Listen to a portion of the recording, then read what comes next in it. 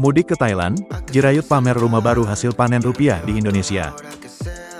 Hasil panen rupiah di Indonesia, terekam penampakan rumah baru Jirayut Avisan di Thailand. Penyanyi dangdut Jirayut berhasil menancapkan kaki sebagai salah satu penyanyi dangdut yang cukup populer di Indonesia. Kini sudah banyak uang, Jirayut tak menghamburkan hartanya dan memilih untuk membangun rumah di kampung halamannya, Thailand. Belum lama ini Jirayut juga terekam melakukan syukuran menyambut rumah barunya itu.